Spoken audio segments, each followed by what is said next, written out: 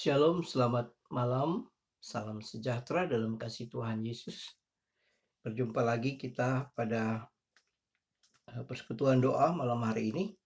Mari kita berdoa sebelum kita membaca dan merenungkan firman Tuhan. Bapa kami di surga, kami sangat bersyukur pada malam hari ini Engkau berkenan untuk memberi waktu bagi kami lagi untuk bersekutu dalam doa walaupun kami masih di tempat masing-masing. Terima kasih Tuhan, kiranya Engkau menolong memberkati hamba-Mu, berikan hikmat untuk menguraikan firman-Mu, dan bersama-sama kami boleh dipersatukan di dalam kasih-Mu untuk mendapatkan pimpinan dan pertolongan Tuhan melalui firman-Mu yang kami akan baca dan renungkan. Terima kasih ya Bapa, hanya di dalam nama Tuhan Yesus Kristus kami berdoa. Amin. Bapak Ibu yang kekasih, kita sampai pada bagian firman Tuhan malam hari ini dari Kisah Para Rasul pasal yang ke-12 ayat 24 sampai dengan pasal 13 ayat yang ketiga. Kisah Para Rasul pasal 12 ayat 24 sampai pasal 13 ayat yang ketiga. Saya akan bacakan. Barnabas dan Saulus diutus. Maka firman Tuhan makin tersebar dan makin banyak didengar orang. Barnabas dan Saulus kembali dari Yerusalem setelah mereka menyelesaikan tugas pelayanan mereka. Mereka membawa Yohanes yang disebut Markus. Pada waktu itu dalam jemaat di Antiokhia ada beberapa nabi dan pengajar, yaitu Barnabas dan Simeon yang disebut Niger, dan Lukius orang Kirene, dan Menahem yang diasuh bersama dengan raja wilayah Herodes dan Saulus. Pada suatu hari ketika mereka beribadah kepada Tuhan dan berpuasa, berkatalah Roh Kudus, "Khususkanlah Barnabas dan Saulus bagiku untuk tugas yang telah kutentukan bagi mereka." Maka berpuasa dan berdoalah mereka, dan setelah meletakkan tangan ke atas kedua orang itu, mereka membiarkan keduanya pergi. Ya. Kita sama-sama melihat bagaimana tentang Barnabas dan Saulus diutus. Ya. Dan melalui kesempatan ini kita melihat bagaimana awal mula jemaat di Antiokhia itu mengadakan pengutusan khusus buat Barnabas dan Saulus. Dan kita melihat bahwa satu gereja yang sehat itu pelayanan ke dalam dan pelayanan keluar, apakah itu penggembalaan, pembinaan, pengajaran, dan diakonia, baik yang ke dalam dan juga misi yang keluar itu berjalan bersama secara seimbang. Ibarat kita sebagai anggota tubuh, setiap anggota akan berfungsi untuk membangun tubuh itu, untuk memberikan peluang bagi setiap anggota untuk membangun tubuh. Demikian juga dengan tubuh Kristus. Nah, kita melihat di sini bahwa di dalam ayat yang ke-24 itu, maka firman Tuhan makin tersebar dan makin banyak didengar orang. Nah, hal yang mendasari bagian ini sebenarnya dalam konteksnya kita sudah lihat bahwa setelah Yakobus mati, kemudian Petrus dibebaskan, kemudian Herodes mati, peristiwa-peristiwa yang sebelum itu mengingatkan kita kembali bahwa firman Tuhan itu makin tersebar dan makin banyak didengar orang. Kita percaya bahwa Tuhan bekerja melalui firman Tuhan. Di dalam memelihara jemaat, bagian pertama yang perlu kita perhatikan di sini sebelum terjadinya pengutusan, pelayanan-pelayanan yang lain ialah bagaimana firman Tuhan itu harus ditanamkan disebarkan, diberitakan, dan benar-benar menjadi bagian yang penting dalam kehidupan jemaat. Bapak Ibu yang kekasih, kita percaya bahwa Tuhan bekerja di satu sisi untuk memberikan pertumbuhan. Kita masih ingat bahwa ketika Paulus menulis kepada jemaat di Korintus,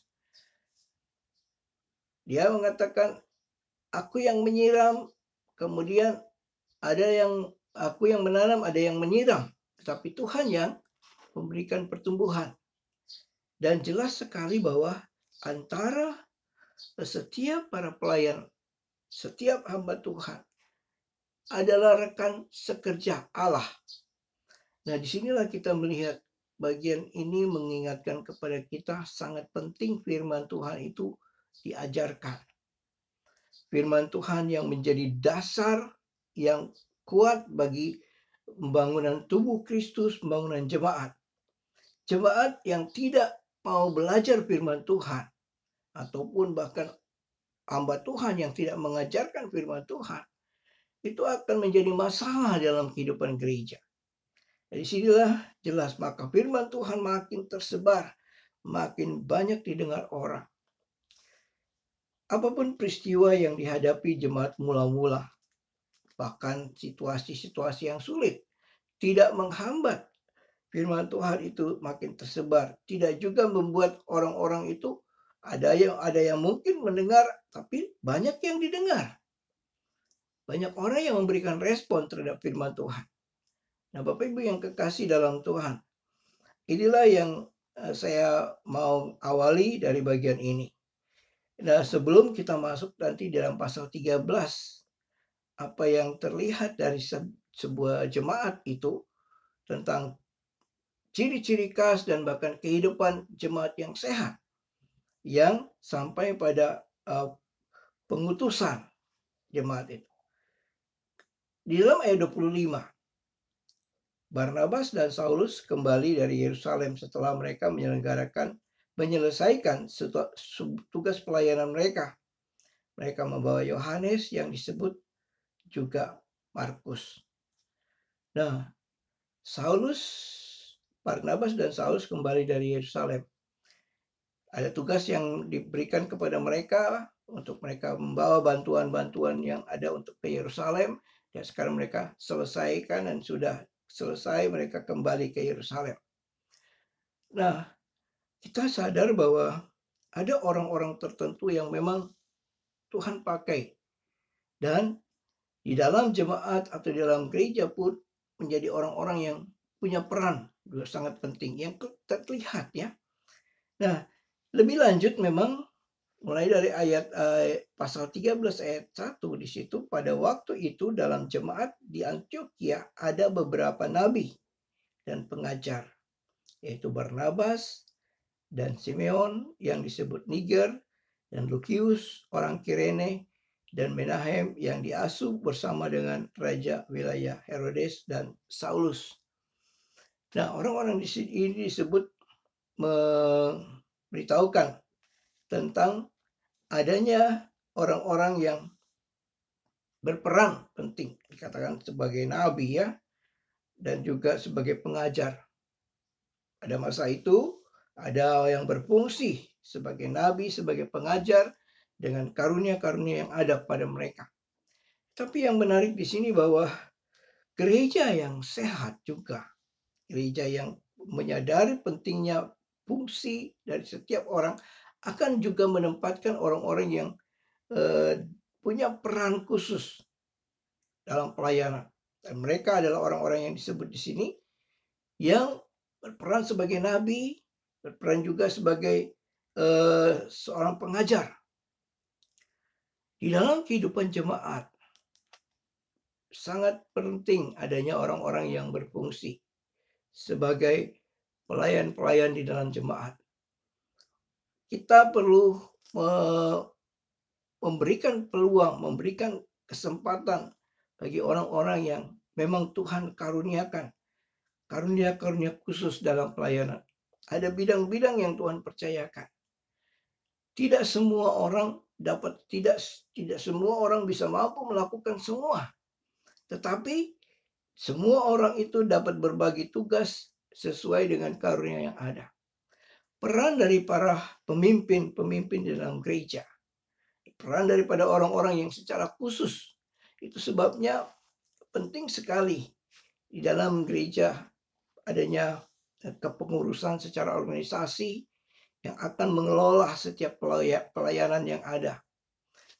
Pelayanan bidang pengembalaan, pelayanan-pelayanan yang berkaitan dengan pengajaran, ada juga pelayanan-pelayanan yang berkaitan dengan pelayanan diakonia, dan juga bagian misi.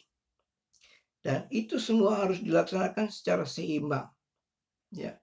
Tidak mungkin orang hanya fokus saja ke urusan ke dalam, sibuk terus-menerus ke dalam pelayanan pengembalaan dan sebagainya. Tapi kemudian tidak ada yang melaksanakan pelayanan misi. Begitu sebaliknya ada yang pelayanan misi dan melakukan, tapi tidak ada pengembalaan. Nah, disinilah kita belajar bahwa ada orang-orang yang memang Tuhan mau pakai. Tuhan bekerja pada bagiannya, tetapi ada orang-orang yang dipakai untuk melaksanakan pekerjaan Tuhan dalam gereja. Nah, Bapak Ibu yang kekasih dalam Tuhan, melihat hal ini, gereja masa kini pun juga tidak terlepas dengan tanggung jawab seperti ini. Berjalannya waktu, kita melihat bahwa seringkali terjadi pergantian-pergantian. Pada tahun-tahun tertentu, periode tertentu ada pergantian-pergantian. Tapi intinya bahwa setiap gereja yang menyadari pelayanan dan perkembangan yang terjadi dan menyadari betapa pentingnya keanggotaan jemaat dan fungsi itu dapat dikelola dengan baik, itu akan menempatkan orang-orang yang memang menjadi bagian mereka. Ada di situ disebut ada Barnabas, ada Simeon yang disebut Niger, Lukius, Menahem yang diasuh bersama seorang dengan raja wilayah Herodes dan Saulus. Masing-masing adalah orang-orang yang berperan di dalam bidangnya masing-masing. Nah, ketika kita ada di dalam posisi sebagai pelayan ibadah, sebagai pelayan-pelayan yang Tuhan percayakan, diakonia dan sebagainya, kita akan menyadari bahwa orang-orang yang akan berfungsi dengan baik akan membawa dampak bagi pembangunan tubuh Kristus. Itu sebabnya pernah kita dengar bahwa ada yang berfungsi untuk menanam, ada yang berfungsi untuk menyiram, Tuhan yang memberi pertumbuhan. Ketika bicara tentang karunia, ada yang bisa mengajar, ada juga yang memberi, ada yang melakukan berbagai hal untuk melengkapi satu dengan yang lain. Itu sebabnya setiap jemaat yang dipercayakan oleh Tuhan di dalam pelayanan akan saling melengkapi. Bukan saling menonjolkan dalam arti bersaing dan saling, tapi tujuan utamanya ialah diikat di dalam kasih Tuhan untuk saling melengkapi dalam pelayanan-pelayanan yang ada. Nah, kita sampai pada ayat 2 dan ayat 3. Pasal 13. Nah, pada bagian inilah yang menjadi sorotan khusus tentang Barnabas dan Saulus yang diutus. Pada suatu hari ketika mereka beribadah kepada Tuhan dan berpuasa, berkatalah Roh Kudus, khususkanlah Barnabas dan Saulus bagiku untuk tugas yang telah kutentukan bagi mereka.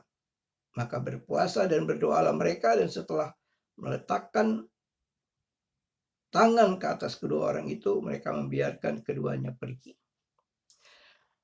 Bagian ini penting sekali, sama seperti pentingnya bahwa firman Tuhan itu menjadi dasar dalam kehidupan jemaat untuk melengkapi mereka, mempersiapkan mereka, baik dalam berbagai bidang pelayanan. Orang-orang yang diperlengkapi untuk pelayanan, dia harus juga adalah orang-orang yang juga siap untuk berpegang teguh pada firman Tuhan. Nah, pada bagian ini kita diingatkan, ayat 2 itu, pada suatu hari ketika mereka beribadah kepada Tuhan dan berpuasa. Disiplin rohani dalam kehidupan jemaat ialah ibadah. Dan juga kita pernah juga merenungkan tentang berpuasa. Ibadah adalah bagian yang memang tidak boleh terlepas dalam kehidupan gereja. Kita tahu bahwa gereja menetapkan jadwal-jadwal ibadah, baik persekutuan doa. Dan jemaat mula-mula khususnya di Antioquia, kita melihat bahwa perkembangan jemaat itu semakin pesat. Kita tahu pertambahan jemaat sekian banyak itu kemudian mereka mulai membentuk persekutuan-persekutuan dari rumah ke rumah, dan bahkan mereka juga menyelenggarakan ibadah-ibadah pertemuan di dalam di rumah masing-masing, dan ada orang-orang yang mengajar. Tapi ibadah ini mengingatkan bahwa mereka terus melakukan itu secara rutin, ya, baik itu di hari Sabat ataupun pada waktu mereka melakukan berbagai ibadah, ada yang dilakukan setiap hari, ya. Mereka melakukan itu dengan satu tanda bahwa mereka mau melayani, memuji Tuhan, bersekutu bersama-sama, dan menikmati persekutuan yang indah. Kita tahu dalam jemaat yang mula-mula itu mereka berkumpul bersama-sama.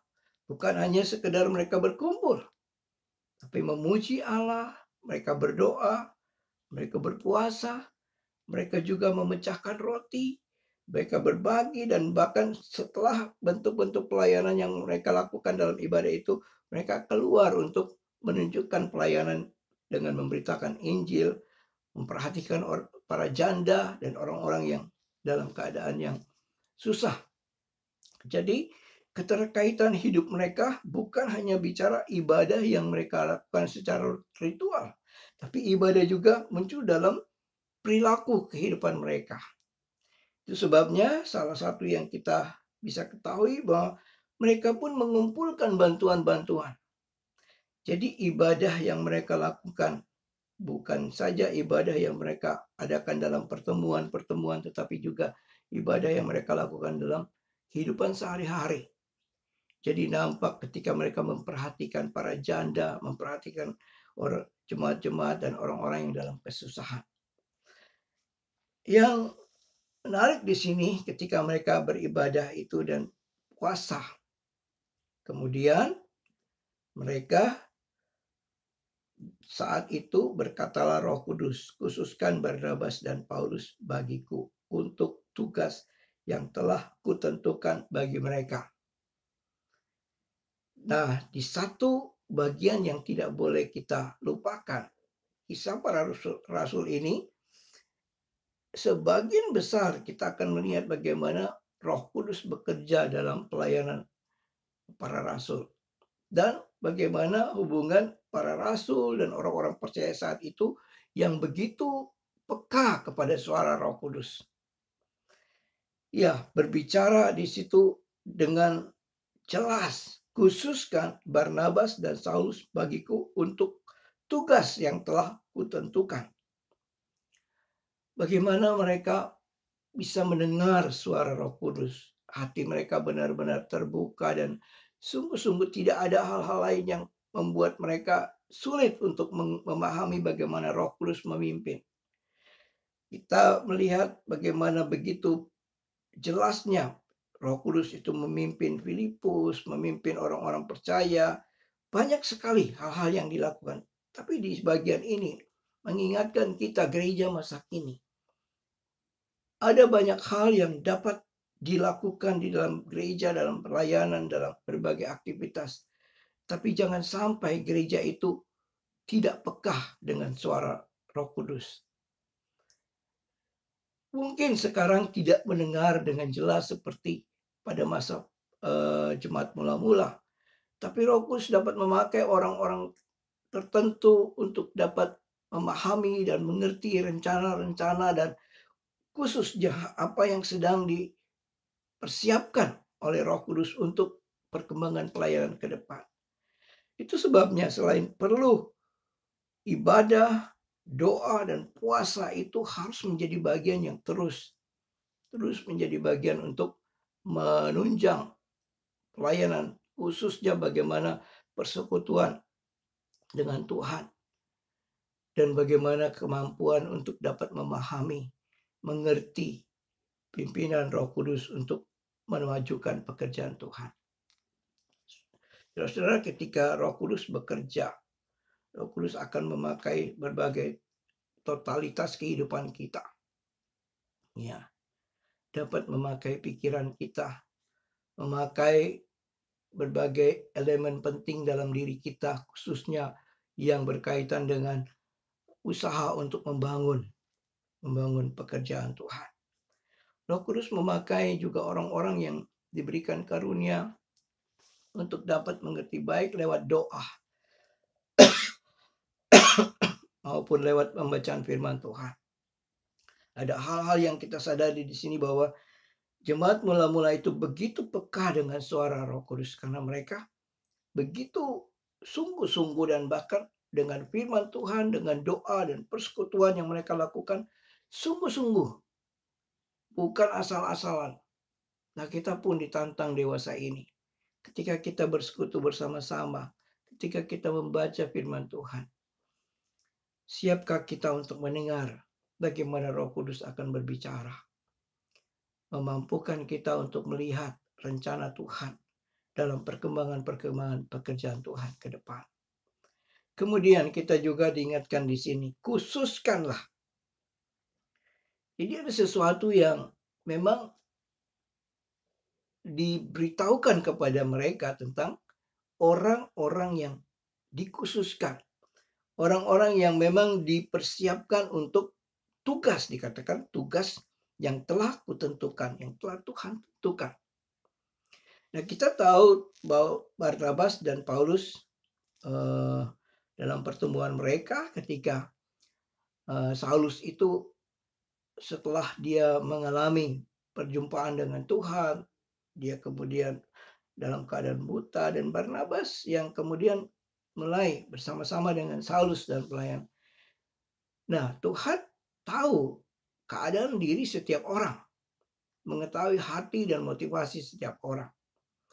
Dan kita tahu bahwa Tuhan menyatakan kepada Saulus saat itu untuk melakukan tugas yang Tuhan perintahkan. Dan salah satu yang memang kita bisa tahu dari bagian ini bahwa Saulus dan Barnabas itu sedang dipersiapkan untuk melayani orang-orang bukan Yahudi. Jadi yang tadinya Petrus dan rasul-rasul lain lebih fokus kepada orang-orang Yahudi, orang-orang bersunat, ya. Tapi kemudian dikatakan Saulus ini kepada orang-orang yang bukan Yahudi. Dan mulai dari situ mulai menyebar. Memang sudah ada orang-orang yang bukan Yahudi yang sudah percaya.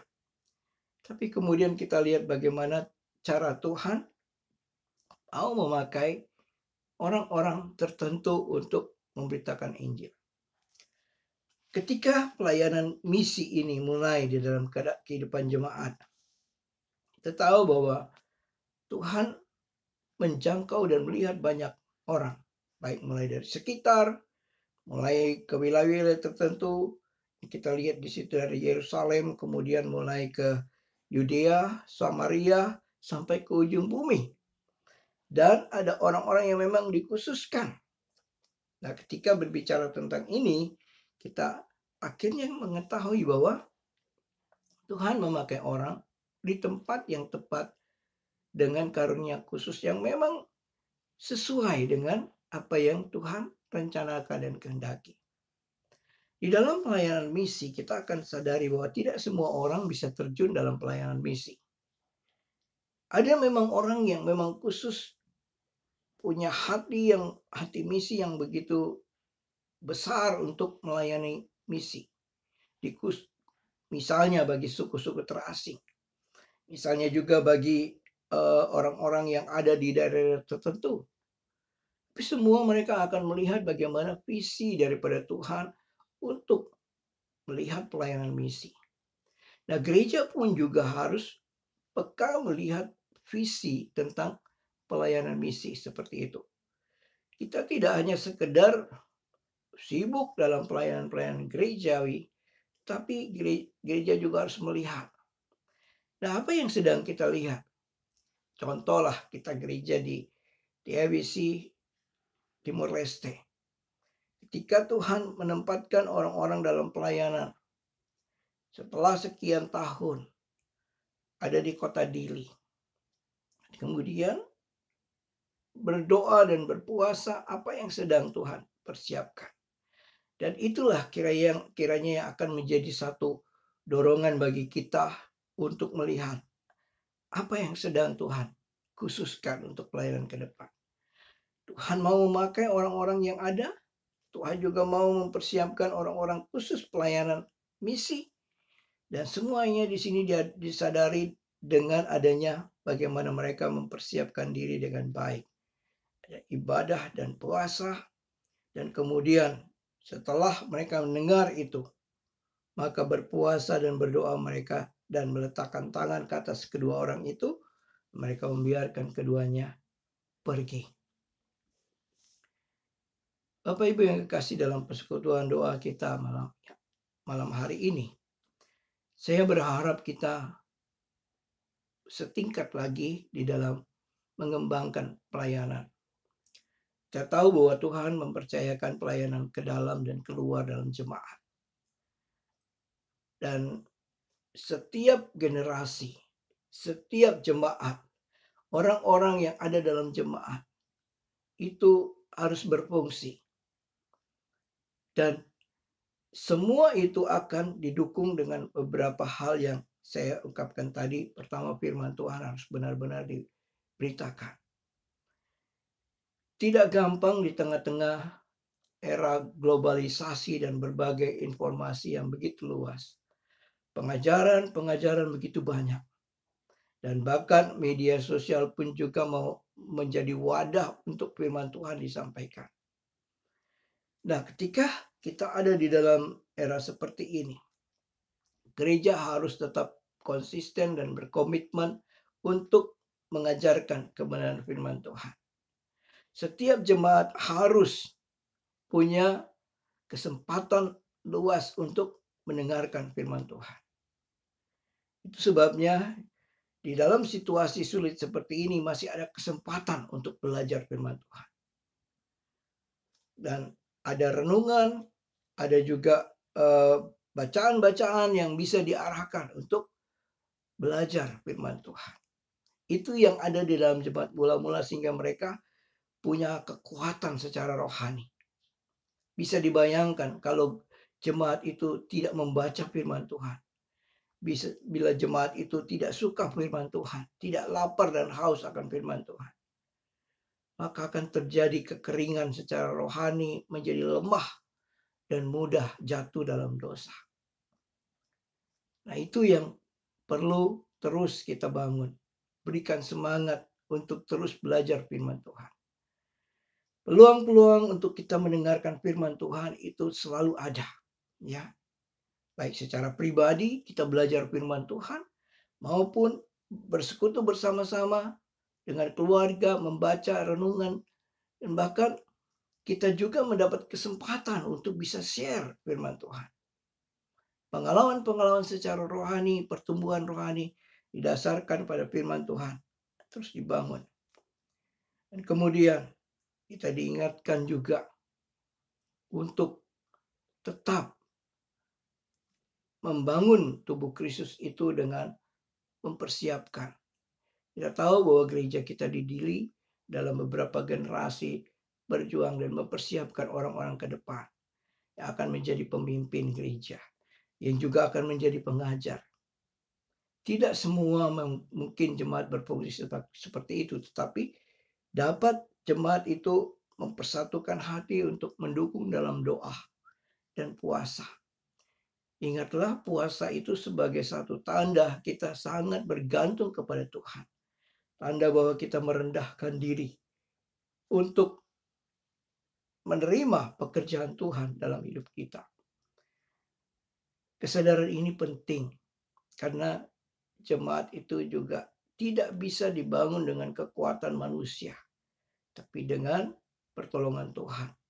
Dan ketika Tuhan bekerja, manusia, orang-orang yang dipakai Tuhan, siapapun yang bisa dipakai Tuhan, akan diperlengkapi untuk dapat membangun pekerjaan Tuhan.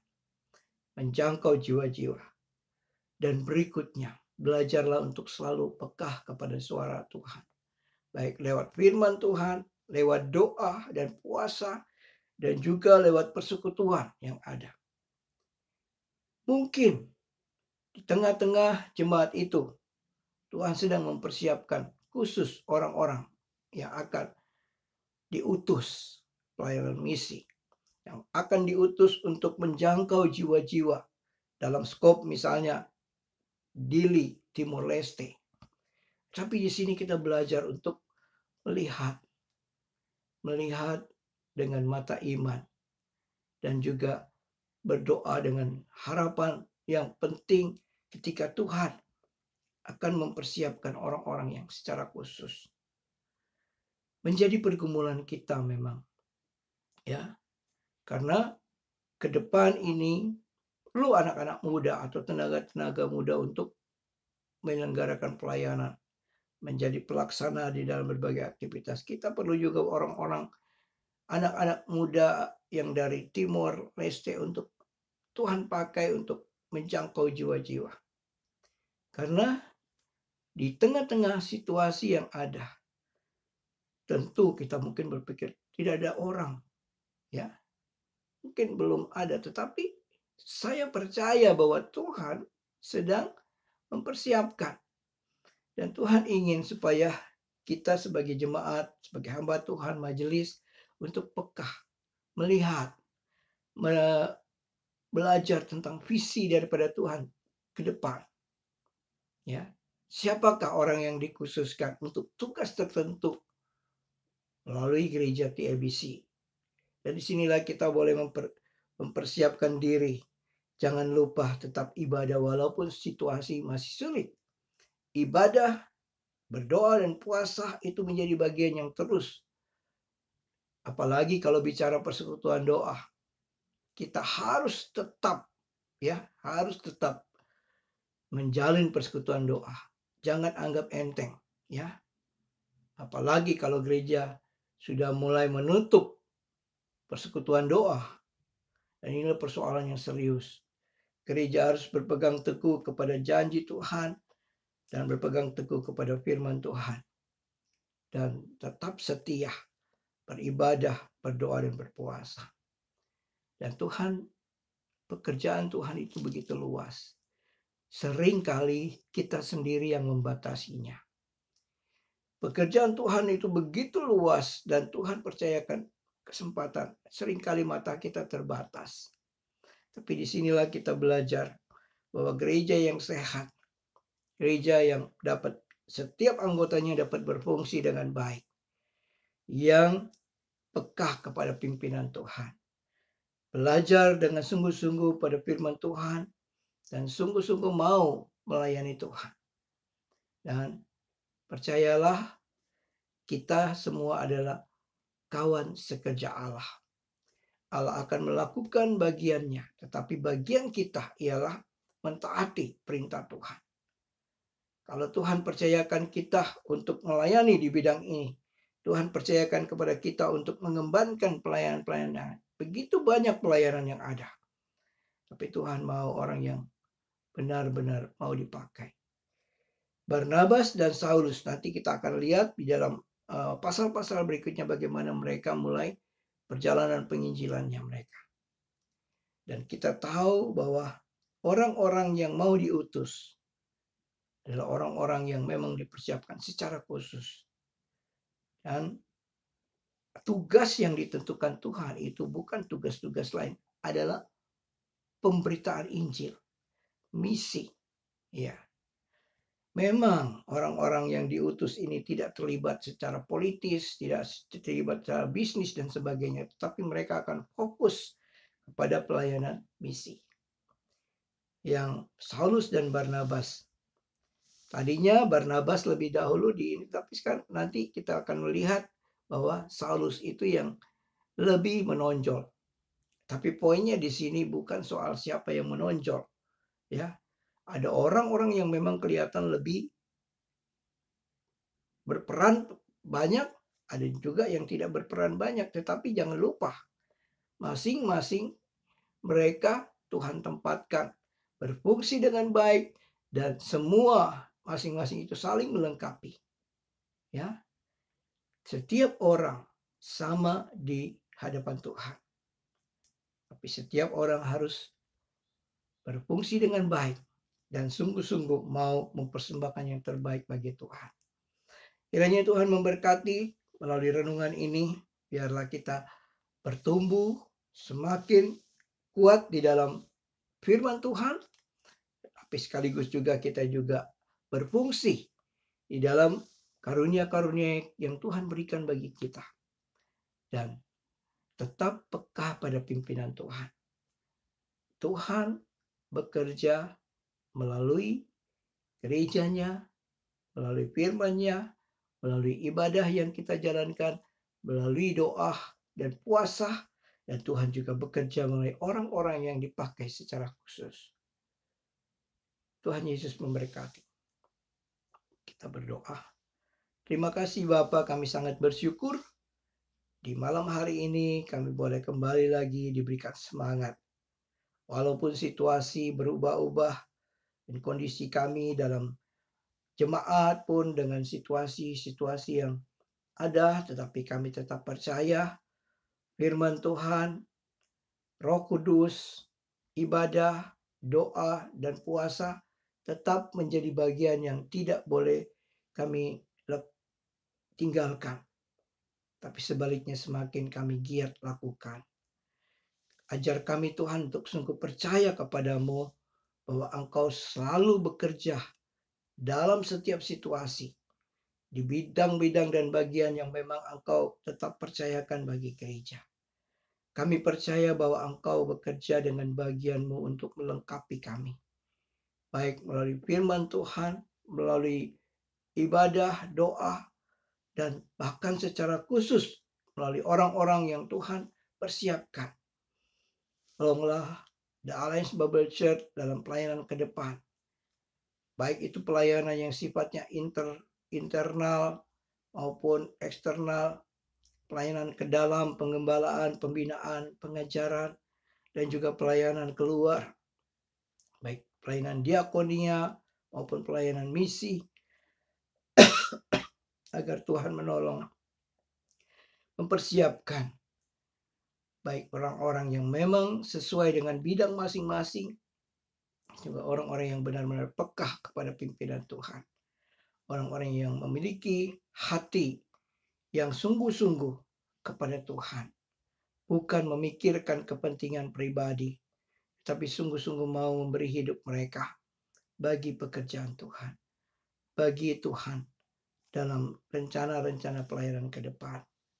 Kiranya kuasa dan kemuliaan-Mu Tuhan yang nampak di dalam gereja-Mu, The Alliance Bible Church, dan biarlah melalui gereja ini Tuhan pakai untuk membawa kabar keselamatan, memberitahukan tentang Yesus Kristus, dan juga melayani banyak orang-orang yang bisa dibawa untuk mengenal Kristus. Terima kasih Tuhan. Terpuji nama-Mu, biarlah setiap keluarga dalam jemaat, setiap pribadi, majelis maupun hamba Tuhan, semua bersatu hati di dalam kasih Yesus Kristus untuk membangun gerejanya, untuk mengembangkan pelayanan, menjadi gereja yang sehat, gereja yang berfungsi, dan gereja yang menjadi garam dan terang bagi dunia ini, khususnya untuk Timor Leste. Terpuji nama-Mu Bapa. Ini doa dan syukur kami. Di dalam nama Tuhan Yesus Kristus kami berdoa. Amin.